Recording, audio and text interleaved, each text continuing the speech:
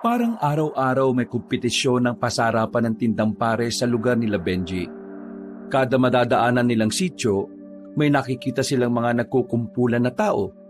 At sa tuwing lalapitan nila mga yon, nakikita nilang kumakain lang pala ng pares.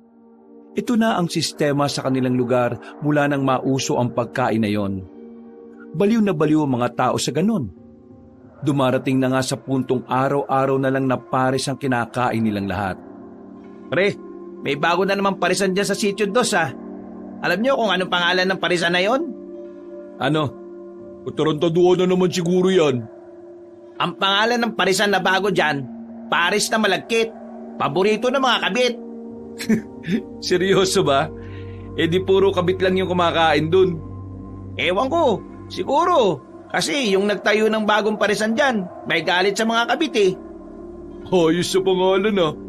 Habang tumatagal, dumadami pa kulo ng mga parisan dito eh, no? Habang tumatagal ka mo, halos magkakatabi na parisan. Baka kada bakuran may parisan na sa loob. Lahat, nagtinda na.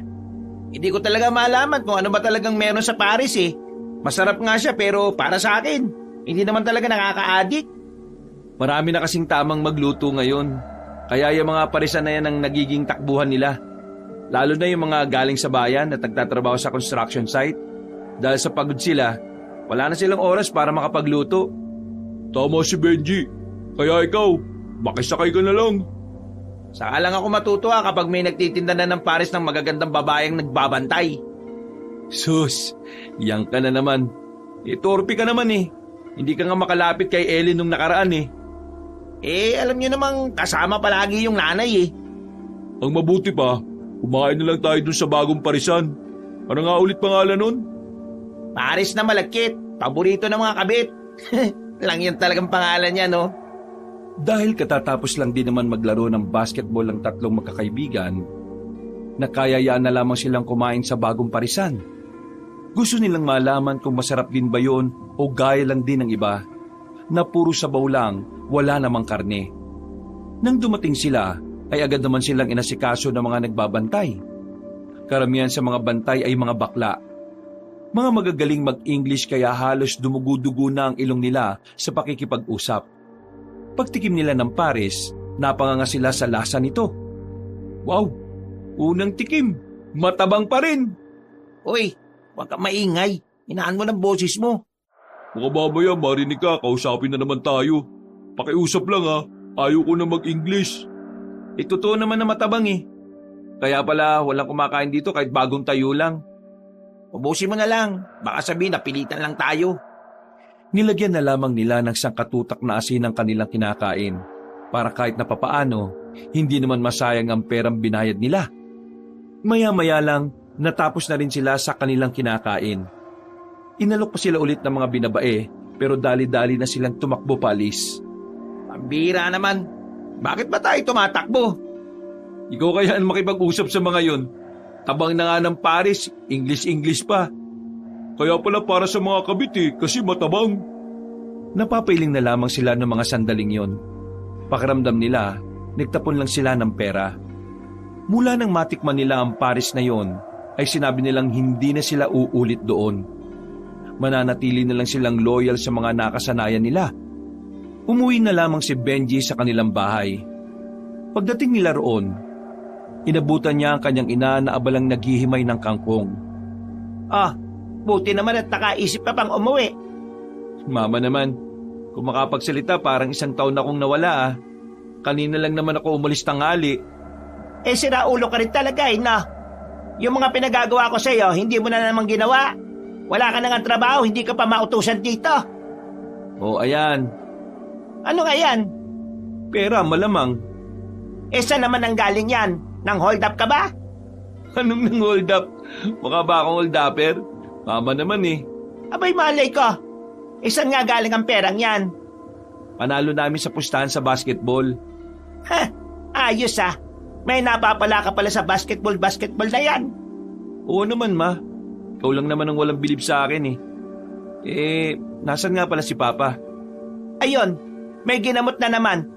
May nagpunta kasi rito kanina. Ano raw ang sakit ng pasyente? Sakit sa katangahan. Ha? Nangingi sila ng tulong sa papa mo para daw hindi maging tanga ang anak nilang babae. Yung babae kasi, nag-asawa ng pangit. Hindi matanggap ng mga magulang. Kaya akala nila, yung katangahan ng anak nila sakit na pwedeng malunasan. Grabe naman mga magulang yun. Pero mas grabe si Papa, pinatulan niya pa. Malakas ang pangangailangan ng papa mo Buti pa, tulungan mo ako mag-himay nitong kangkong na to. Baka ikaw himayin ko kapag napikon ako sa'yo. Sinunod na lamang ng binata ang inutos ng kanyang ina. Ayaw niyang mabato na naman ang kaldero kapag nagkataon. Mainitin kasi ang ulo ng matandang babae. Baliktad ang ugali nila ng asawang si Lando. Si Aling Oryang ay parang laging may kaaway. Mataas ang boses, maangas magsalita at talagang matapang. Habang si Mang Lanorio naman ay tahimik lang. Mahinhin at mababa ang tinig. Makalipas lang ng ilang oras, nakabalik na rin ang ama ni Benji. Sakto naman naluto na rin ang kanilang hapunan. Nakita niyang parang dismayado ang kanyang ama nang umupo ito sa kanilang harapan. Kaya naman, hindi na naiwasan ni Benji ang kumustahin si Mang Lanorio. Opa, mukhang hindi ka yata masaya. Ano ba nangyari sa lakad mo? Paano ako magiging masaya? Hindi ko naman kayang alisin ng katangahan ng anak nila. Pag-ibig ang kalaban nila, walang lunas yon. Hindi ka nabayaran. Binayaran ako 50 lang. Gagawing hulugan pa yung ibang bayad. Ginawa pa akong Bombay di iniwan ko na. Ikaw naman kasi siraulo ka rin. Alam mo naman palang walang lunas sa ganon, pinatos mo pa. Mukhang pera ka rin kasi. Ganun talaga. Kailangan natin ng pera ikaw ba, Benji? Ano naman ang ginawa mo ngayong araw? Ayun, nanalo sa basketball at kumain ng pares. Yang pares-pares na yan, usong-uso. Hindi naman masarap. Mas masarap pa luto ng mama mo sa mga yun Hay, wag mo akong bulahin. Kinikilig ako. Pwede ba? Umayos nga kayo. Ang tatanda niyo na, ang lalandi niyo pa. Ay bakit? Hindi ba kami pwedeng maglandian Mag-asawa naman kami. Ay nako, bahala kayo. Trip niyo yan Napapailing na lamang si Benji. Pero sa kanyang kaloob-looban, natutuwa din naman siya sa kanyang mga magulang. Dahil kahit na papaano, nakikita pa rin niyang mahal na mahal nila ang isa't isa. Makalipas ang ilang araw, mas lalo pang naging patok sa masa ang mga parisan. Parami na ng parami ang mga dumadayo. Yun nga lang, hindi rin talaga maiwasan ang kaguluhan. Dahil sa kompetisyon, may ibang parisan na nakikipag-away na rin sa ibang parisan. Kanya-kanya ng siraan ng mga yon. Ay nako, nakakatamad ng kumain ng parisan dito. Puro na lang away Nung nakaraan, kumakain kami ni Papa tapos biglang may nagsuntukan sa gilid namin. Yung isang lalaki kasi galing sa kabilang parisan para lang siraan yung kinakainan niya. Doon na lang tayo sa parisan ng mga tanga. At least doon, tahimik lang. Konti lang nakain. Malamang, konti lang talaga kakain doon. Magmumukha ka ba namang tanga Natigilan sila sa kanilang pag-uusap nang biglang may mga dumaan na kalalakihan. Narinig nilang may bagong tayong parisan. Pero nasa labas yun ng kanilang baryo. Nagtataka ang tatlong magkakaibigan kung bakit halos magtulakan na ang mga yon.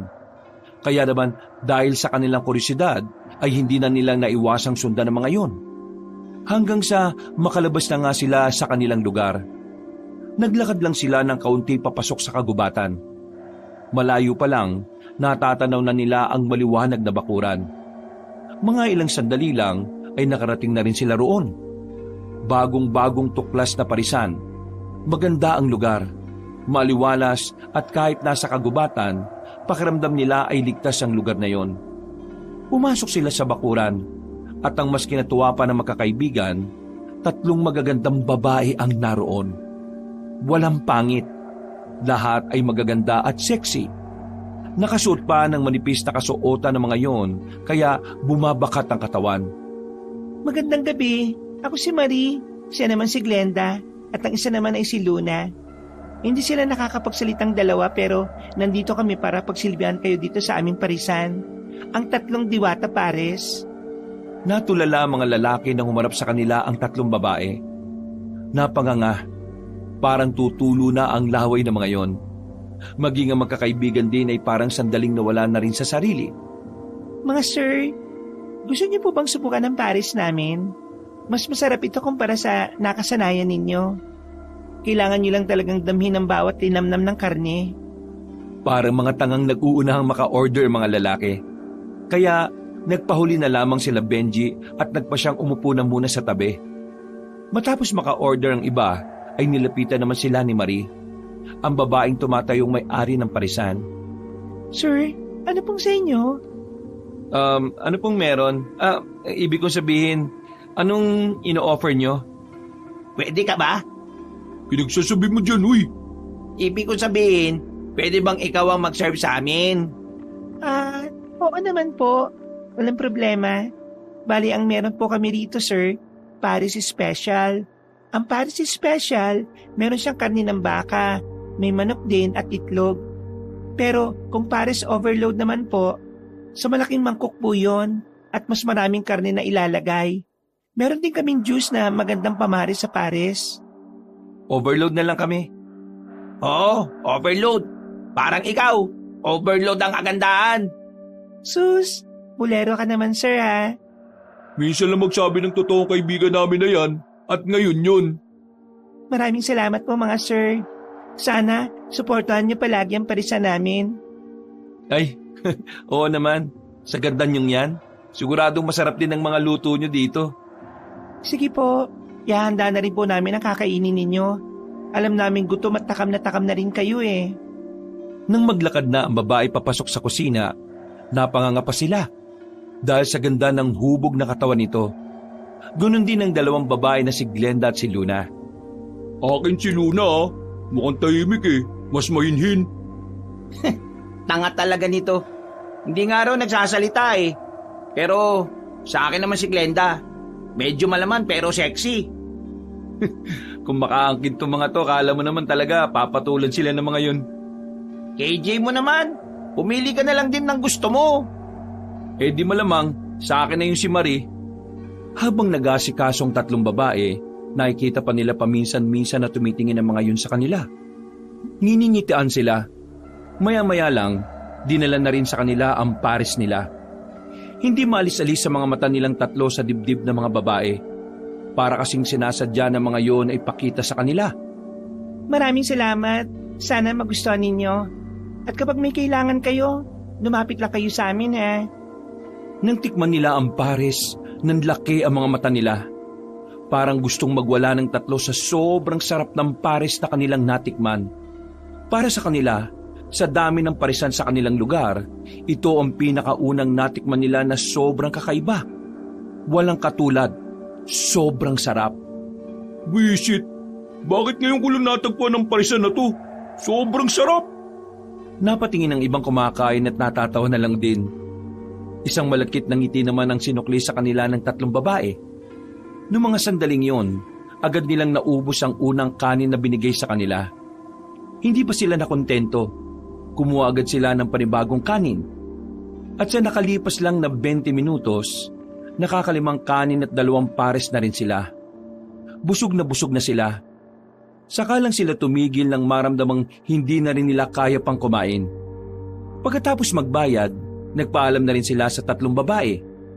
Sa lahat ng lalaking naroon, napapansin nilang sa kanila mas komportable ang mga yon. Bagay na lalong nagpalaki ng mga ulo nila. Inisip nilang baka may gusto rin sa kanila ang mga yon. Pag-uwi ni Benji sa kanilang bahay ay wala na itong ganang kumain. Naabutan niyang nasa hapagkainan na ang kanyang magulang. Ay, saan ka pupunta? Hindi mo ba nakikitang kakain na? Ma, pa, mauna na po kayo. Busog pa kasi ako eh. Kakapares mo na naman siguro, na? May bagong parisan kasi sa gubat. Doon kami kumain. Ang sarap eh. Parisan sa gubat? Oo pa, bagong pakulo. Doon sila sa gubat para wala silang gaanong kakompetensya. Tingin ko nga sa mga susunod na araw, dudumugi na yun eh. Ang gaganda ba naman ng mga nagtitinda? Napatingin agad si Aling Oryang sa asawang si Lanorio. Nasa mga tingin nito ang tila pagbabanta. Bumuntong hininga na lamang si Mang Lanorio at hindi na nagsalita pa. Kung sa mga parisan ka na lang kakain huwag ka nang kumain dito sa bahay. Nagluto-luto pa ako hindi ka naman pala kakain dito. Man naman, huwag ka na magtampo. Nagkayayaan lang naman kami ni Alan at Almar. Nagkayayaan mo ka mo.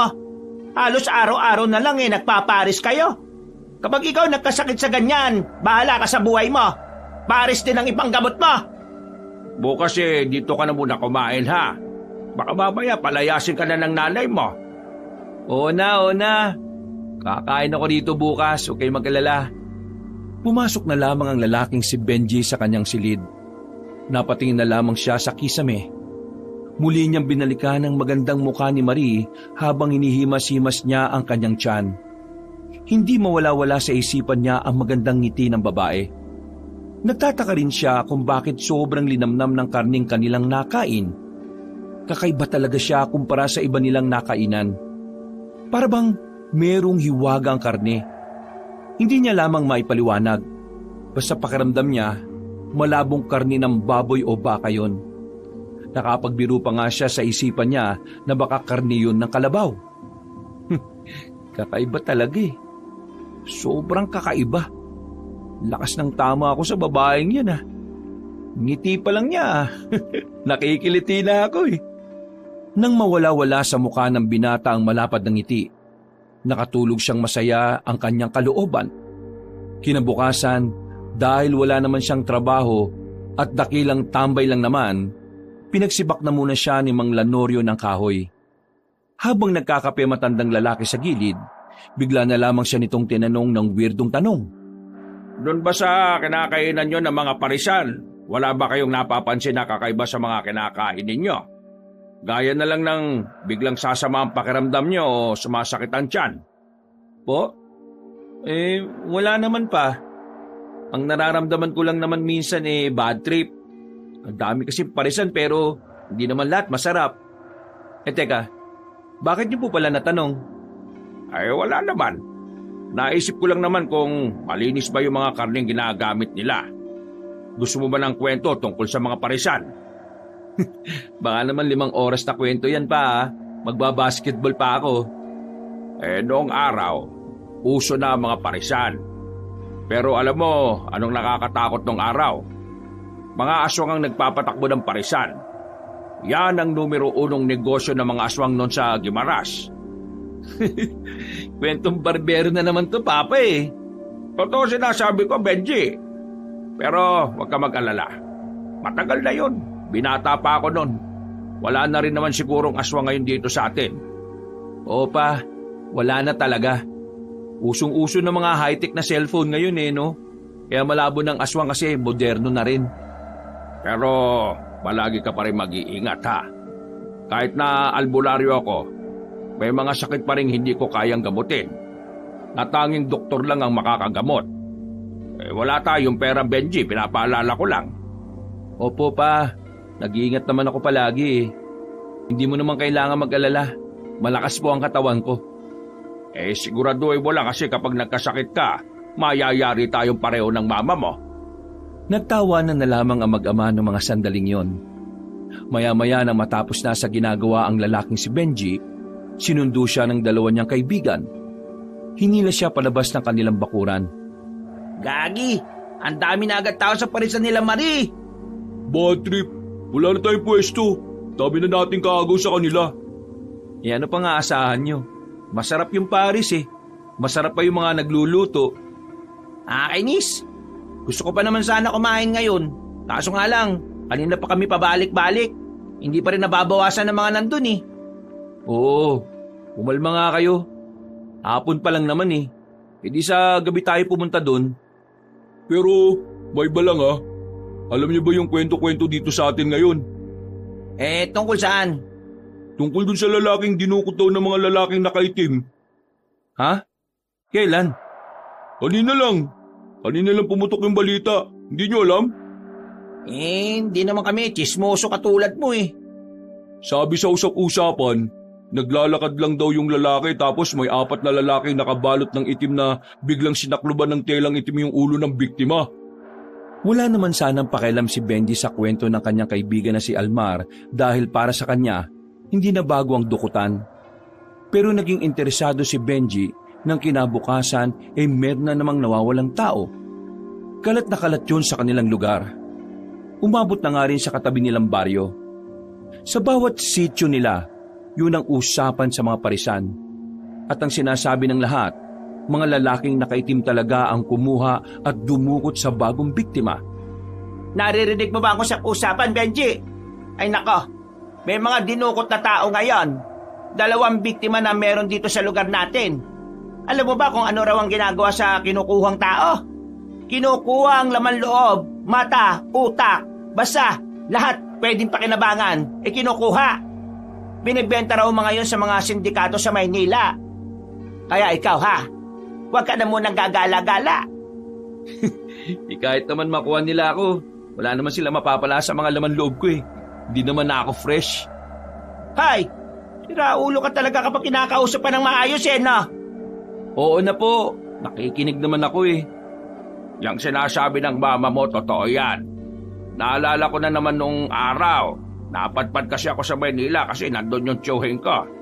Ay nako, halos araw-araw may nangunguha ng mga bata. O kaya kahit ano na lang, matanda, babae, basta marami. Tapos, ibebenta na naman nila sa mga aswang. Alam ko na kasunod niyan, pe. Aba, bastos to. Nagsasalita pa nga ako Alam na kasi namin ni mama yung kasunod Matapos makapagapunan, pasimpleng lumabas ang lalaking si Benji para puntahan ang 2 kaibigan niya na kanina pa pala siya hinihintay. Noong mga sandaling yon, balak na naman nilang kumain sa parisan nila Marie. Pares na talaga ako. Bilisan nyo naman maglakad, ang babagal nyo Gustong-gusto mo lang makakita si Glenda Malamang. Huwag na nga kayo maging ipokrito. Alam naman natin yung mga babae lang naman ang pakay natin Bigla silang napatigil sa paglalakad na makaramdam sila na parang may sumusunod sa kanila. Na makarinig sila ng mga kaluskos, agad-agad silang naghilahan para makatakbo. Nadapa pa si Almar sa tain ng kalabaw. Sumubsob siya roon. Nalagyan ng tay ang kanyang dibdib. Nung pagkakataong yon, sa halip na tulungan nila si Almar, nauna pa nila itong pinagtawanan. Ang pag-iisang dibdib ng tae at ng dibdib ng mukhang tae. Uy, ang gulo naman ang sinabi mo. Pero nakakatawa Walang ya. Sa halip na tulungan niyo ako makabangon, tinatawanan niyo pa ako. Ganun daw kasi ang tunay na kaibigan. Galit na bumalik si Almar. Hindi na sila nito nilingon. Natatawa na lamang si Benji at Alan. Para kasing batang nagmamaktol si Almar habang may ebak ng kalabaw. Gagi kasi ito, tinawanan Sus, tumawa ka rin naman Ayaw na yon. Siya naman yung unang nanghili. 2 na lamang silang nagtungo sa parisan. Nang dumating sila roon, nakita nilang nagliligpit na pala ang 3 babae. Wala na rin mga customer. Maaga kasing naubos ang tinitinda nila Marie. Dismayadong lumapit ang magkaibigan habang napapakamot sa ulo. Maganda gabi, Marie. Wala na kayong tinda? Ay nako, pasensya na kayo. Ang aga kasing naubos Hindi nyo naman kasi kagad sinabi na pupunta kayo para napagtabihan namin kayo. Talaga? Pwede nyo pala kaming pagtabihan? Oo naman. Isa kayo sa unang customer namin kaya espesyal kayo sa amin. Ganun ba? Total, wala na rin naman kaming inabutan. Tutulungan na lang namin kayo magligpit. Ay nako, hindi na. Kaya naman namin Kahit itong mga upuan at lamesa lang. Saan ba ito ilalagay? Sige, dyan lang sa gilid. Sa loob ng kusina nyo, gusto nyong tulong? Ay, hindi na. Ayos na kami. Kayang-kaya na namin. Diba, Glenda at Luna? Tumangulang ang 2 dalaga. Natunaw na naman si Alan sa ngiti ng babaeng si Luna. Nakita na lamang ni Benji na unti-unti nang lumalapit si Alan sa babae. Hinawakan nito ang pisngi ni Luna na parabang hahalikan na niya ito. Hinila ni Benji si Alan palayo at sinampal. Uy, para kang siraulo. Anong ginagawa mo? Ha? Anong ha? Hahalikan mo na si Luna, no? Hahalikan ko? Marie, pasensya na Gusto pa sana naming tumulong pero Gusto ko munang turuan ng leksyon tong kasama ko. Luna, pasensya na ah. Pasensya na talaga. Hinila ni Benji ang kanyang kaibigan paalis sa lugar na yon. Nang makalayo na sila, ay saka nito binitiwan si Alan. Ano ba problema mo, pre? Makahila, akala mo, umihila ka lang ng bata ah. Ikaw pre, ikaw ang anong problema mo? Ang bastos kaya ng ginawa mo. Ano ba kasi yun? Seryoso ka bang hindi mo alam? Magtatanong ba ako kung alam ko? Pre, bigla ka nalang lumapit kay Luna. Tapos hinawakan mo pa sa pisngi. At mga halikan mo. Paano hindi mo alam? Ha? Ginawa ko talaga yun? Oo. Kaya nga kita hinila eh. Kasi baka mamaya ireklamo nila tayo. Totoo ba? Ano? Gagawa ko ng kwentong ganito? Wala ka ba talagang naalala? Wala nga. Ang huli ko lang naalala, napatingin ako kay Luna. Tapos sunod nun, bigla mo na lang ako sinampal. Seryoso ba talaga? Ano nangyari kanina? Nawala ka sa sarili? Hindi ko alam. Kilala mo naman ako, pre. Kahit na mahilig ako sa babae, hindi ko gagawin bigla na manghalik lang ako. Lalo na kung hindi ko naman kilala gaano. Di wala ka nga talagang alam dun. Ay sus, ang kulit mo talaga, wala nga. Di ka kaya na-hypnotize kay Luna? Si Luna? Kayang gawin yun? Napakamot na lamang si Benji sa kanyang ulo. Maging ito rin kasi ay naguguluhan sa nangyari. Habang naglalakad sila pabalik ng kanilang lugar, pinagpalagay na lamang ni Benji na baka naingkanto lang si Alan. Pero hindi na rin niya yun sinabi pa sa kanyang kaibigan para hindi na yun mabahala pa. Bago sila maghiwalay ng landas, nadaanan pa nila ang kaibigan nilang si Almar na naliligo sa bakuran. Pre, huwag ka na magalit. Hindi naman namin sinasadyang matawa eh. Oo nga naman. Ito talaga oh. Para namang hindi tayo magkakaibigan yan eh. Baliw, di naman ako galit eh. Bad trip lang ako kanina. Ang baho kaya. Eh paano magiging mabaho yun eh, tahi lang ng kalabaw yun. Damo lang naman kinakain nun. Aba, malay ko. Pre, itong si Alan no, na-hypnotize yata ni Luna. Ha? Anong na-hypnotize? Eh bigla na lang kasi nitong hahalikan yung babae. Pero ang sabi niya, hindi naman daw niya alam yun. Wala siya sa sarili. Ha? Seryoso? Oo nga pre, promise wala talaga akong alam. Natawa na lang ako nung sinampal ako nitong si Benji. Tingin ko talaga pre, may kakaiba kay Luna. O baka may kakaiba sa kanilang tatlo. Dahil sa kaisipan na yon ni Alan, nagsimula na tuloy magbago ang tingin nila sa tatlong babae. Ang kanilang pagpapantasya ay napalitan ng pagtataka. Tila ba nagkaroon sila ng haka-haka na baka merong tinatago ang mga babae. Mula noon, nagkaroon na rin sila ng pag-aalinlangan na kumain doon. Hindi sinabi ni Benji ang pangyayaring yun sa kanyang ama. Iniisip din kasi niya na baka masyado lang silang nag-iisip. Na baka nga tama ang unang nilang hinala na naingkanto lang si Alan. Pero para makasigurado sila, nagpatuloy ang pagpunta nila sa parisan ng mga babae. Hindi na para makipaglandian, kundi para rin magmasid at mag-obserba. Lunes ng hapon, saktong umuwi na ang mga magulang ni Benji sa bahay nila. Naabutan silang magkakaibigan sa bakuran. Ah, narito pala ang dalawang tukmol ah. Grabe naman sa tukmol, Aling Koryang. Sa gwapo naming to. Gwapo ng lubot niya. Nandito na naman kayo. Kung ano na naman siguro binabalak niyong gawin na. Hindi naman po, Aling Oryang. Natatapos lang din po kasi namin maglaro ng basketball. Panalo po kami kaya tamang merienda lang muna. Himala, hindi yata kayo dumiretso ng parisan. Wala pa sa mood pa, pahinga po muna. Ay siya nga pala, kayong tatlo ha. Mag-iingat kayo sa paggala-gala nyo. May nadagdag na namang biktima sa mga kinukuhang tao. Meron na naman pa? Oo, pang-anim na ito. Sa ngayon, lalaki naman ang kinuha. Kasing edad nyo lang din yata. Nagkatinginan na magkakaibigan.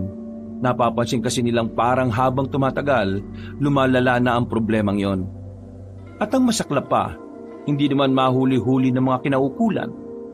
Ang sabi lamang ng mga tao, bigla-bigla na lang daw lumilitaw ang mga yon at mabilis ding nawawala. Wala ring naiiwang bakas. Eh sino naman kaya mga yun? Talamak na. Mang Ladorio, totoo ba yung sinasabi nila na nawawala na lang bigla ang mga nandudukot? Ewan ko rin. Kung totoo man, di alam na kagad natin na hindi naman pangkaraniwang tao mga yon. Sige na, magluluto na kami ni Oryang. Kayong dalawa ha, mamaya na kayo umuwi. Dito na muna kayo. Sumama na kayong magapunan sa amin. Hindi yung puro pares na lang kinakain niya. Nakalibre ng hampunan ng dalawang kaibigan ni Benji nung gabing yon. Pagkatapos, nagkayayaan na naman ang magkakaibigan na umalis. Balak nilang sumilip lang sana sa parisan nila Marie. Pero habang naglalakad sila, kakaibang senaryo ang kanilang nadatnan. Ilang metro ang layo mula sa kagubatan na kinaroroonan ng parisan, nakita nila ang 4 na lalaki na may hinablot na isang babae. Sinubukan na makapalag ng babae pero wala rin itong nagawa. Kitang-kita ng 3 kung papaanong binuhat ang mga yun ng babaeng bigla na lang nawalan ng malay. Pero ang mas kinawindang nila, nakita rin nilang tumalon papunta sa taas ng puno ang mga misteryosong lalaki na nakaitim. Anak ng tokwa, anong klase mga tao yun? Ang taas ng mga talon ng mga hinayupak na yun ah. Palaka ba yun? Kung sundan kaya natin sila kung saan sila pupunta? Wag, delikado. Baka mamaya kakaibang nila lang yun. Mapapahamak lang kayo. Anong gagawin natin? May kinuha na naman tao yung mga nakaitim na yun. Tuloy tayo sa parisan nila Marie. Ano bang iniisip mo ngayon, pre? Basta, tara na. Kahit nababahala na rin sila nung oras na yon, tinungo pa rin nila ang kinaroroonan ng mga dalaga. Pagdating nila roon, marami-rami pang mga customer ang naroon. Wala na silang mauupuan, kaya naman hindi na muna sila lumapit. Kung lumapit kaya tayo sa bandang kusina nila, tapos tingnan natin kung anong meron sa loob. Balo ka ba? Di kapag nahuli tayong mapagkamalan pa tayong magnanakaw. Lalapit tayo kapag meron ng bakante. Mag-obserba lang tayo. Kailangan nating alamin kung anong meron sa kanila. Seryoso ba to? Wala tayong pakialam sa nangyari kanina? May magagawa ka pa ba ron? Di isumbong natin sa kinaukulan. Paano kung tayo naman ang punteryahin ng mga nilalang na yun? Nanahimik si Alma sa sinabi ni Benji. Napagtanto rin kasi nitong may tama rin naman ang sinasabi ng binata. Maya-maya pa, nakita na rin nilang may tumayo na sa kumakain. Nakipag-unahan silang makaupo roon, kaya agad naman nilang napwestuhan yon. Nakita sila ni Luna. Lumapit ito sa kanila at sumenya-senyas. Ang sabi niya, mas maganda raw kung naligo kayong dalawa. Nakakaintindi ka ng sign language? Hindi, gawa-gawa ko lang. Ang sabi niya, magandang gabi sa inyong 3. Sabay-sabay silang napalingon sa gilid nang marinig nila ang tinig na yon ni Marie. Nakasuot pa ito ng apron. Makikita ang pawi sa bandang noo nito na indikasyon na abalang-abala ito sa kusina. Marie, pwede bang pa-order ng 3 overload? Wala namang problema. Sa katunayan, tinabihan na namin kayo eh. Luna, Marie, tungkol sa nangyari, gusto ko sanang humingi ng pasensya. Alam kong bastos ang ginawa ko. Ang sabi ni Luna, ayos lang daw. Akala niya nga raw gagawin mo eh. Umasa raw siya. Ay, kilig-itlog si Alan. 3 overload na. Sige, pakihintay na lang ah. Mabilis na lang naman yun kasi nakabalot na siya kanina pa. Gusto rin ako ni Luna siguro, pero hindi pa rin mawawala sa isip ko na baka nahipnotismo niya ako eh. Pero teka, safe pa rin ba nakakain pa rin tayo dito kahit na naghinala tayo sa kanila? Tingin ko, wala namang problema sa pagkain na binibenta nila eh. Wala naman tayong nararamdamang masama sa katawan natin, di ba? Pre, tingnan niyo si Glenda oh. Nang lingunin nila ang babaeng si Glenda sa bandang gilid ng kusina, nakita nila kung papaanong binuhat ng babae ang drum na mabigat. Para kasi sa kanila, hindi normal ang ganong klase ng babae, lalo na't payat lang naman si Glenda. Walang ya. Kahit na ako, hindi ko kakayanin buhatin yun ah. Mga tao ba talaga ang mga yan? Pambira naman buhay to oh. Ang daming nangyayari dito sa atin.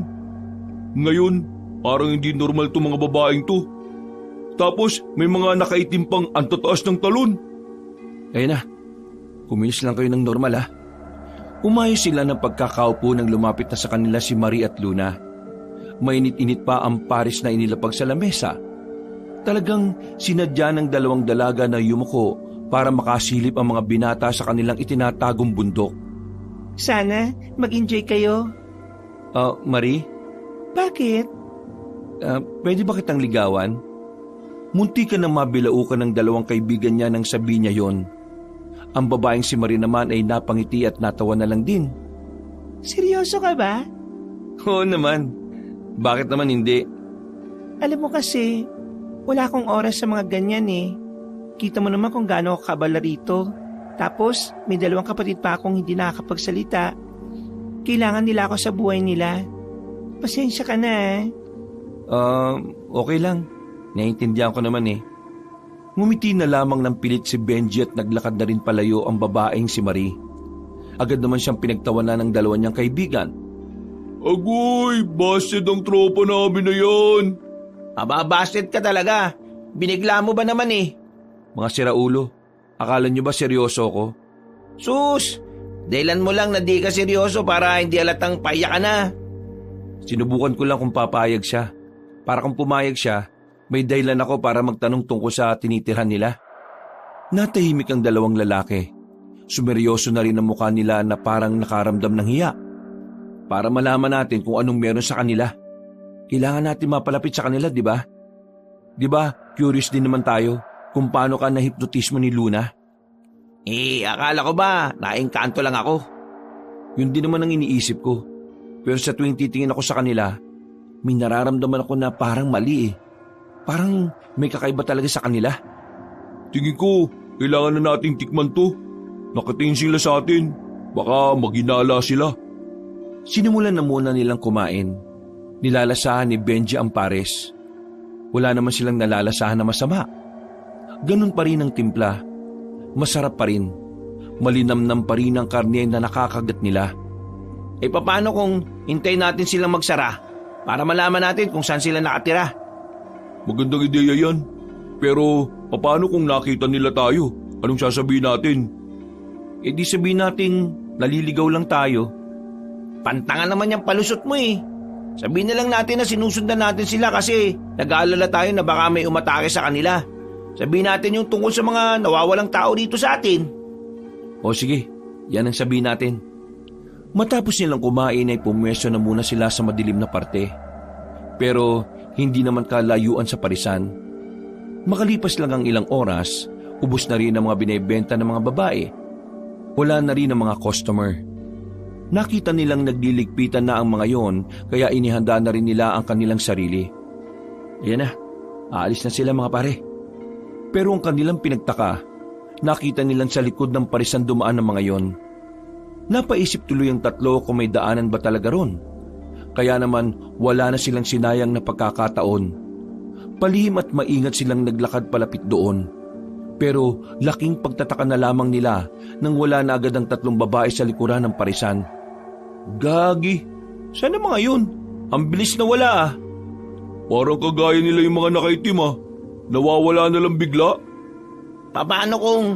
Kung ano? Kung kagaya sila ng mga nakaitim? Ano ba kasi yung mga nakaitim na yun? Pasukin natin tong parisan para masagot ang katanungan natin.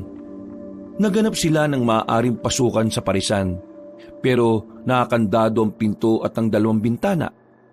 Desidido ang tatlong magkakaibigan na makapasok sa loob. Kaya naman kumuha sila ng malaking bato. Wala na silang pakialam kung trespassing ang kanilang gagawin. Binasag nila ang kandado sa bintana. At dahil kasyang-kasya naman sila roon, isa-isa silang pumasok doon. Binuksan kaagad nila ang ilaw. Bumungad sa kanila ang makalat na kusina. Para hindi man lang yun nalilinis. Nakakalat din ang ibang kagamitan sa pagluluto. Pero ang nakapukaw ng kanilang atensyon ay ang drum na kulay asul na nasa gilid. Yun ang drum na binubuhat ni Glenda. Lumapit sila roon. Binuksan nila ng bahagya ang drum. Napatras sila ng umalingasaw ang mabahong amoy. Parang may nabubulok na daga roon. Bagay na mas lalong nakapagpagulo ng kanilang isipan. Kusina to tapos nag-iwan sila ng bulok dito? Bad trip? Anong klaseng parisan to? Bubuksan ko. Titingnan natin kung anong nasa loob ng drum na yan. Nagkatanguan lang silang tatlo. Marahang naglakad si Benji sa harapan ng drum. Nakatakip pa siya sa ilong. Nang mabuksan niya na yon, unti-unti niyang sinilip ang nasa loob. Nang makita na niya kung ano ang naroon, napaatras siya at muntikan ng matumba. Gulat na gulat. Nanayo ang mga balahibo at hindi makapaniwala sa nakita. Bakit? Ano bang nandyan, oy? Tinan mo, Alan. Ano bang naroon, bilis? Marahan ding naglakad si Alan, palapit doon at maging ito ay kinilabutan din. Dahil ang nasa loob ng drum na yon ay walang iba kundi ang mga parti-parting katawan ng tao. Usang gala, pre. Mga tao nandyan ah. Anong tao? Katawan ng tao? Karne ng tao? Nang si Almar naman ang tumingin ay halos masuka-suka ito.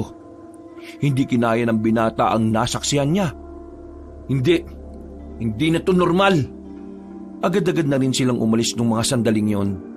Hindi na nila naisara ng maayos ang bintana. Sa sobrang taranta nila, halos magkandadapa-dapa na sila. Nang makalayo silang tatlo ay saka lamang sila nagpahinga. Lintik, ano ba nakita natin? Katawan ba talaga ng mga tao yun? Oo, katawan nga ng tao yun. Naka-chop-chop, pre. Ang tanong dyan, bakit may ganun sa drum na yun na nasa loob ng kusina nila Marie? Mga serial killer ba sila? Hindi. Eh ano? Noon, hindi ako naniniwalang nandito pa sila. Pero ngayon, parang unti-unti na ako nakukumbinsi. Ano nga? Tingin ko mga aswang sila. Ano? Aswang? Paano naman sila magiging aswang? May nabasa ako. Mga aswang lang daw ang may kakayahang pumatay ng mga tao at gawing pagkain. Eh teka. Anong sinabi mo? Ginagawa nilang pagkain ng mga tao? Kung ganun, yung mga katawan ng tao kinakarnin nila? Baka naman ano? Gagi, baka yun ang inahalo nila sa Paris. Nanlaki ang kanilang mga mata nang marinig yun. Wala pang ilang segundo, nasuka na lamang ang tatlong binata. Parang gusto nilang ilabas lahat ang pares na nakain nila mula nung umpisa nilang makilala ang tatlong babae. Namula na ang mukha nila kakasuka habang nasa gilid sila ng kalsada. Nakaramdam na sila ng panghihina. Para na silang lalagnatin. Pero nang wala na silang maisuka, natulala sila sandali sa gilid.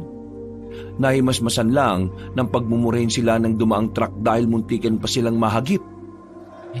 Ibig sabihin, kumain tayo ng karne ng tao?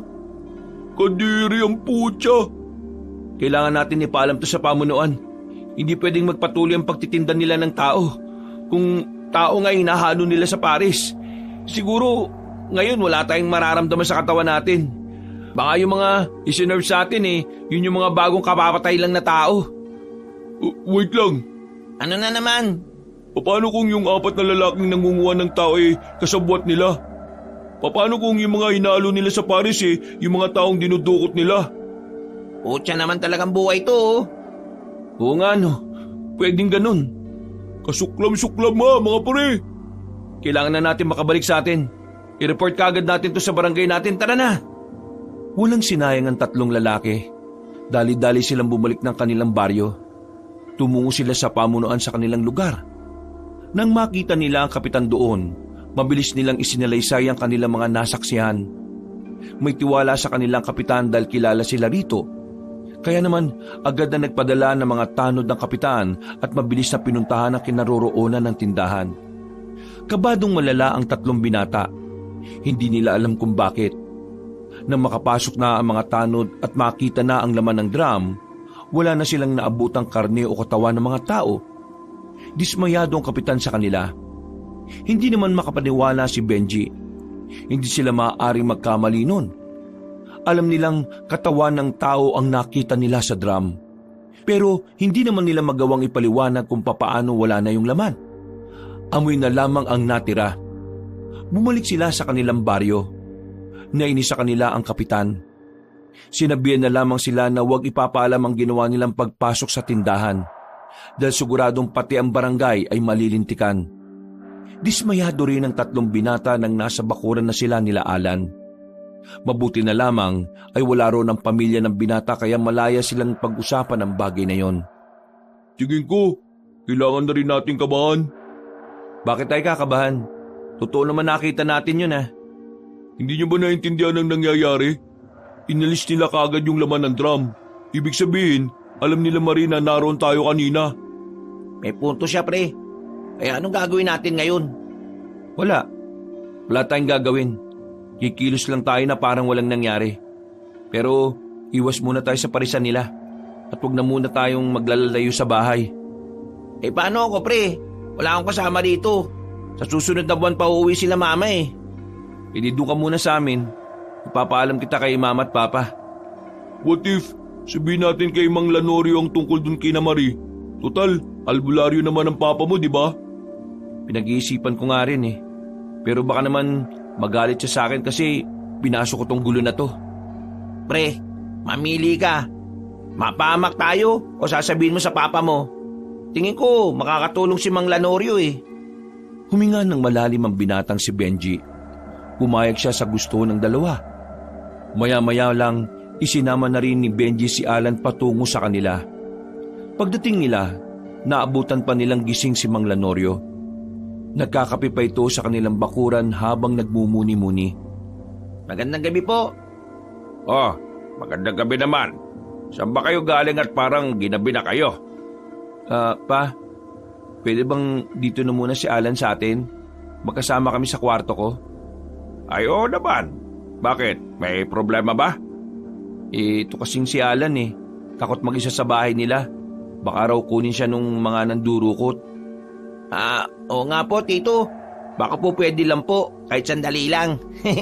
Wala pa kasi sila mama hanggang ngayon Napasarap na yata ang bakasyon sa Maynila. Oo, sige. Pa, tulog na ba si mama? Oo, maaga pa yung bukas Pa, may sasabihin sana kami sa'yo. Pero huwag ka sana magugulat Nakabuntis ka? Pa naman hindi. Ano nga ba yan? Pa, ganito kasi. Alam mo yung kinakainan namin na pares? Oh, Yung magagandang babae? oh. May natuklasan kami sa kanilang kakaiba. Nung nakaraan kasi, itong si Alan, bigla na lang niyang hahalikan yung isa sa mga babae. Luna yung pangalan. Pero ang sabi niya, hindi naman niya alam na gagawin niya yun. Para bang nahipnotismo siya pa. Kaya dahil doon, inobserbahan namin sila.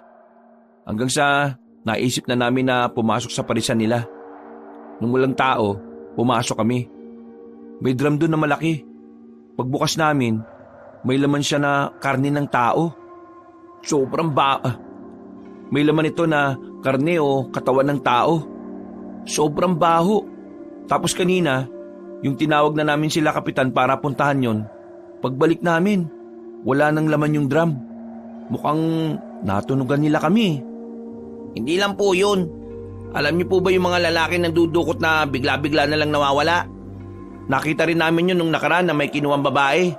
Ang inala pa namin, itong 3 lalaki po may koneksyon sa mga babaeng nagpapares. Kumbaga, sila nanguuli ng tao na ihahalo nila sa pares. Pa, nakakain kami ng karne ng tao. Wala kaming kaalam-alam na karne ng tao yung hinahalo nila sa pares namin Ay, huwag kayo mag-alala. Wala naman nang mangyayaring masama sa inyo. Nagtaka si Benji kung bakit ganun ang reaksyon ng kanyang ama. Ang iniisip niya kasi, bigla-bigla na lamang maaalarma ang kanyang tatay. Pero parang hindi man lang ito nagulat. Pa, parang alam mo nang sasabihin namin to May alam ka ba rito?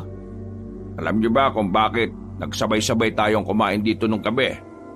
Meron akong nilagay na gamot sa pagkain ninyong 3. Ang gamot na yon ay ang siyang lilinis ng laman loob ninyo para mawala ang bakterya na meron ng karne ng tao.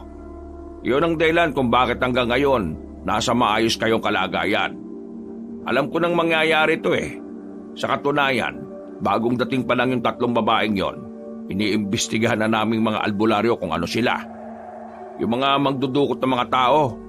Oo, tama kayo. Kasabwat yun ng 3 babae. Kung una pa lang pala alam nyo na. Bakit nyo pa kami hinayaan na makakain ng pares? Dahil gusto ko malaman kung magiging epektibo ba yung ginawa kong gamot. Sa madaling sabi, sa inyo ko sinampol. Ay, pambira ka naman pa Nasa maayos na ba kayong kalagayan Ang mahalaga ngayon, kung ano ang gagawin nyo para makaiwas kayo sa kapahamakan. Pa, yung totoong mga aswang sila, ano naman ang motibo nila dito sa atin? Sa totoo lang, yan ang hindi pa namin alam. Patuloy pa rin kaming nag-iimbestiga sa mga yon. Kapag nalaman na namin ang motibo nila, saka na kami gagawa ng hakbang para matugi sila. Grabe naman buhay to. Gusto lang naman namin kumain ng Paris eh. May ganito pa pala kaming matutuklasan. Kailangan ko ng tulong ninyo. Tulong namin? Ano naman ang may tutulong namin pa? Kailangan ninyong mapalapit sa mga babaeng yon. Kailangan nating makakuha ng impormasyon mula sa kanila. Mga malabo na yan, Mang Lanorio. Nakaramdam na sila na kami ang pumasok doon eh. Kumilos lang kayo ng normal na parang walang nangyari. Hindi nila kayo sasaktan, pero kailangan nyo mag-ingat. Huwag kayo mag-alala. Alam na ng mga kasama ko ang plano kong ito. Si Mama, alam ba niya na ganito ang gawain mo? Ang alam lang namin, manggagamot ka eh. Matagal na niyang alam. Ikaw lang ang walang alam. Puro ka kasi basketball eh. Diyos ko, ano ba bang hindi ko alam sa pamilyang to? Pero wala ba kayong ibibigay sa amin na pangontra o sandata man lang? Pangontra wala. Hindi pa namin alam kung anong klaseng aswang sila eh. Kaya hindi namin alam kung anong pangontra ang para sa kanila. Pero sa susunod na mga araw, may ibibigay ako sa inyong sandata. Sumang-ayon na lang ang dalawang binata. At matapos lang din ang pag-uusap na yon, ay pumasok na rin sila sa loob ng bahay. Magkatabi sila sa higaan, pero parehong hindi makatulog ang dalawa. Para silang napaparanoid sa tuwing makakarinig lang sila ng kaluskos sa labas. Pakiramdam nila, anumang oras ay sila ang kukunin ng mga lalaking nakaitim. Kinabukasan, tinanghali na ng gising ang dalawa. Nakalis na nga rin ng bahay ang matandang si Oryang. Si Mang Lanorio na ang gumising sa kanila.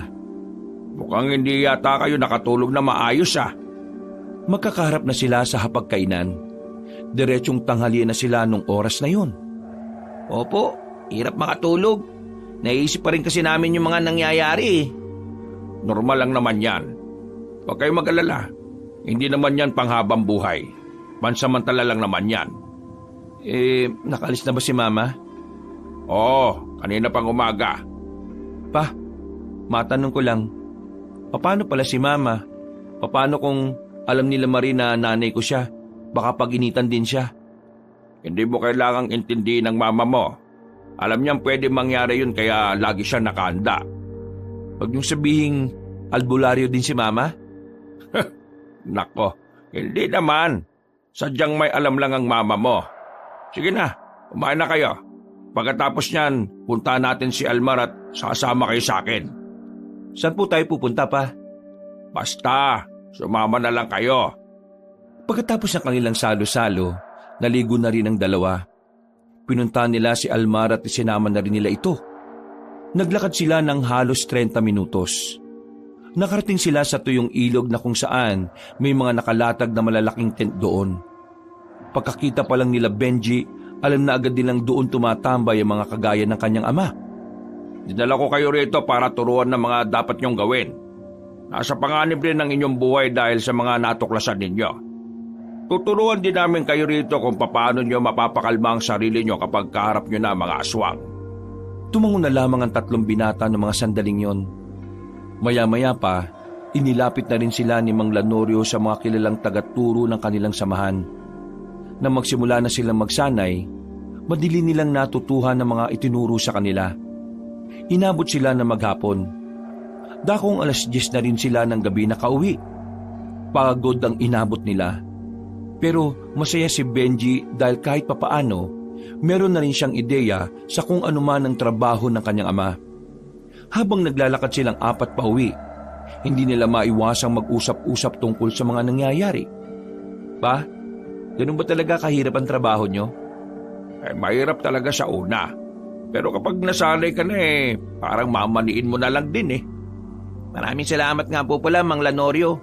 Kahit na papano, hindi na ako natatakot. Kasi alam kong kaya ko silang palagan. Huwag tayo masyadong kampante ha. Hindi pa natin alam kung anong kapasidad ng kalaban natin. Basta ako, kalma lang. Pero mga tol, handa na ba kayo ngayong gabi? Oo, Nakahanda na kami. Kailangan ba natin magdala ng sandata? Wag. Makakalata sila. Nakabantay naman ako kaya wala kayong dapat ikabahala. Sandali na muna silang tumambay sa bahay nila Benji para makapagpahinga. Makalipas lang ang halos 1.5 oras na pagpapahinga, lumakad na rin ang 3. Palihim naman na nakabuntot sa kanila ang matandang sila Norio. Habang naglalakad, alerto sila sa kanilang paligid. Patingin-tingin sa kung saan-saan. Aminadong kabado sa lugar na kanilang tinatahak. Bukod kasi sa wala ng katao-tao, sumakto pa talagang sira din ang ilaw sa mga poste. Parang ganito yung napanood kong pelikula eh. May lumabas na halimaw tapos ang unang namatay yung matangkad. Gusto mo ba ako mamatay? Nagsasabi lang naman ako nung napanood ko eh. Pwede ba? Manahimik na muna kayo. Kasi malapit na tayo eh. Napapailing na lamang si Benji. Nang makapasok na rin sila ng kagubatan, mas binilisan pa nila ang lakad nila. Hanggang sa matanaw na nga nila ang parisan nila Marie. Nakita nilang mangilan-ngilan lang ang customer na naroon, kaya agad na rin naman silang lumapit. Huminga sila ng maluwag bago sila umupo sa harapan ng lamesa. Magandang gabi sa inyo. Mabuti naman at narito na kayo. Kanina pa namin kayo iniintay eh. Kami? Inihintay nyo? Bakit? Siyempre, kayong espesyal na customer namin. Kayo lang ang pinakakatiwalaan namin eh. Ganun ba? Maraming salamat pala kung ganun. Pero sana, huwag niyong sasayangin ang tiwala namin ha. Kasi kapag kami pa naman ang nagalit. Biglang nagpakita ng seryosong muka ang babaeng si Marie. Sa sandaling ito, nakaramdam naman ng kaba ang 3 lalaki. Pero nawala ang kaba nila nang biglang ngumiti ulit ang dalaga. Uy, mga seryoso naman kayo, biro lang. Kayo naman parang ibang tao eh. Ay, nanibago lang kami sa'yo. Kasi parang ang daldal mo ngayon eh. Kasi naman, may problema kami magkakapatid. Problema? Anong problema? Kanina kasi pagbalik namin dito, sira ng bintana ng parisan namin. Para bang may pumasok na magnanakaw. Buti nga walang nawala sa loob eh. Ano kaya ang ginawa nila? Ha? Magnanakaw? Sinira yung bintana? Tapos walang kinuha? Baka naman walang pumasok. Nakalimutan nyo lang sigurong isara. Hindi. Sira kasi yung kandado ng bintana. Tingin ko may pumasok. May taong gustong malaman ng sikretong sangkap ng pares namin.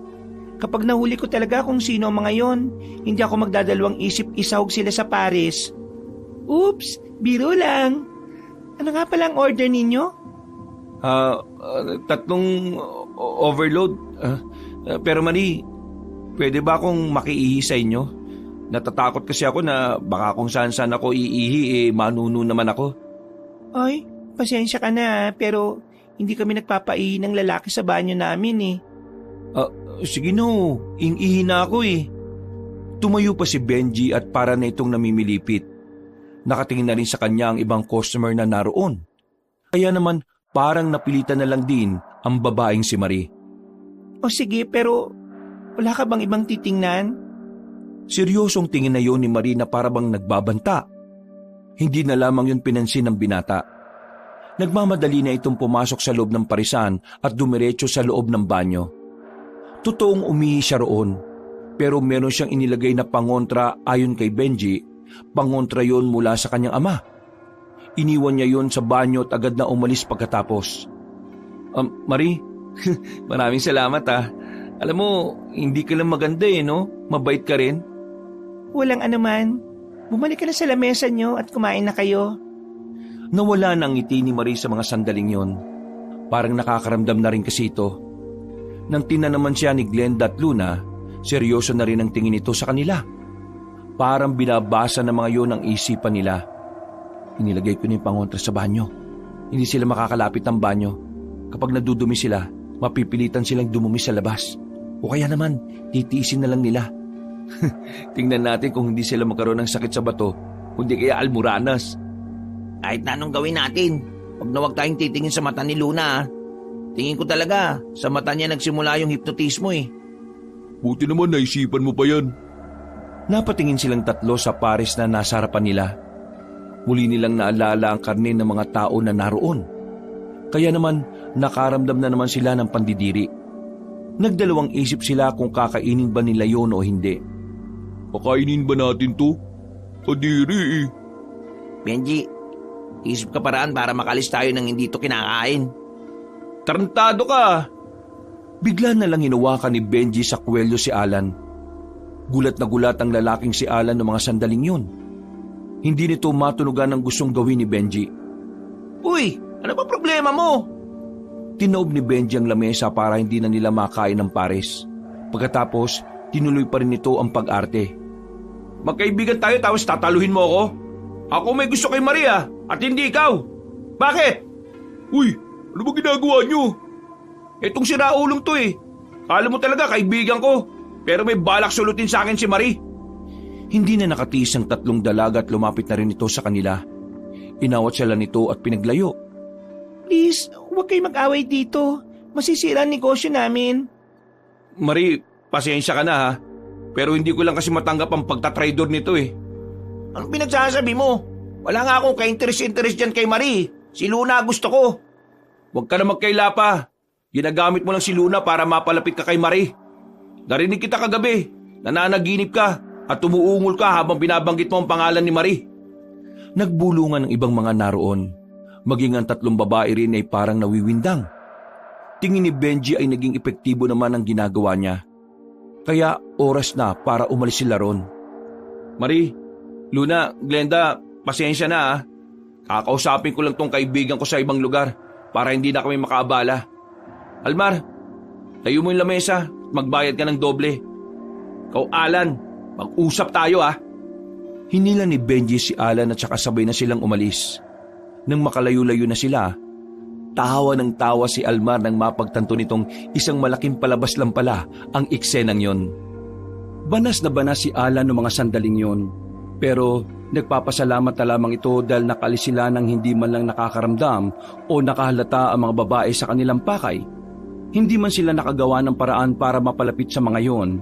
Ang mahalaga lamang kay Benji ay maabala niya ang pagtatrabaho ng tatlo. Yun lang ang nakikita niyang paraan para kahit papaano ay mapigilan niya ang operasyon ng pares. Kinabukasan nga, himalang hindi nakapagtinda ang parisan nila Marie. Sa isip-isip ni Benji, tila naging epektibo ang ginawa niyang paglalagay ng pangontra sa banyo ng mga yon. Ihandaan niyo ang mga sarili niyo ha. Ngayong wala silang tinda, siguradong may pinaplano sila. Nakahanda naman kami, Mang Lanorio. Kahit na anong mangyari, hindi namin sila uurungan. Mang Lanorio, tanong ko lang. Alam niyo ba kung gaano sila karami? Hindi pa namin alam. Pero may hinala kami na iba ang taktika nila kapag umaatake. Hindi sila magkakasama, kalat-kalat. Kaya naman, yung iba naming kasamahan, sinabihan ko na kumalat sa mga kalapit ding lugar. Yung pamilya natin ang baka idamay nila. Si Mama, nasan ba?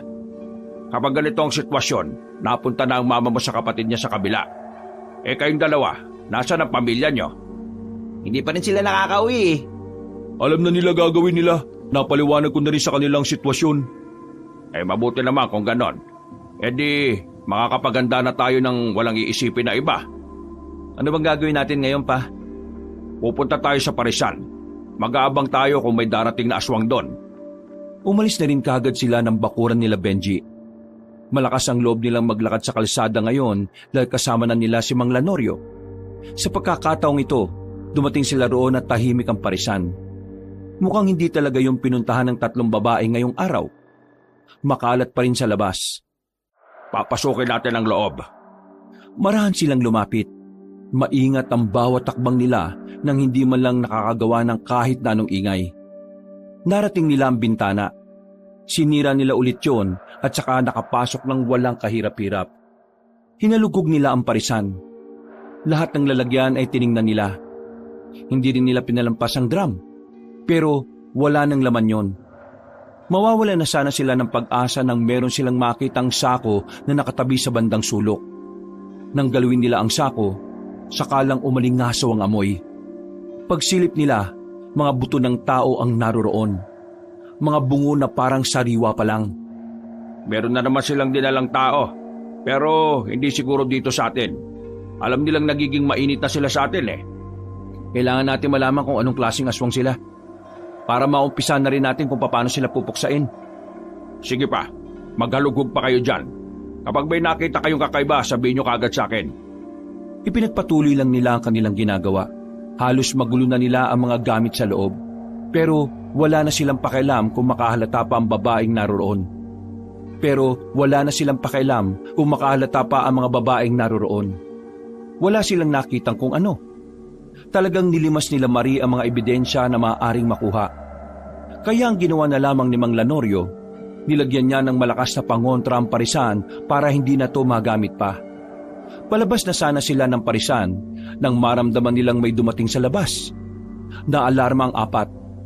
Hindi nila alam kung papaano sila makakalabas nang hindi sila nakikita ng mga aswang. Kaya naman, kanya-kanya na silang tago.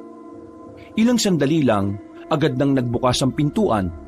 Pagpasok pa lang ni Marie, bigla na itong napalabas agad. May pumasok na naman dito. Galit ang tinig ng babae. Narinig na lang din nilang may dalawa pang babae na umangil. Sinensa naman ni Mang Lanorio ang 3 binata na maghanda. Dahil sa mga sandaling yon, inaasa na talaga nilang mapapalaban sila. Umalis na tayo rito. Hindi na natin mapapakinabangan ang parisan na ito. Narinig na lang din nilang parang may pumagaspas na pakpak. Pagsilip nila sa labas ay wala na ring naroon.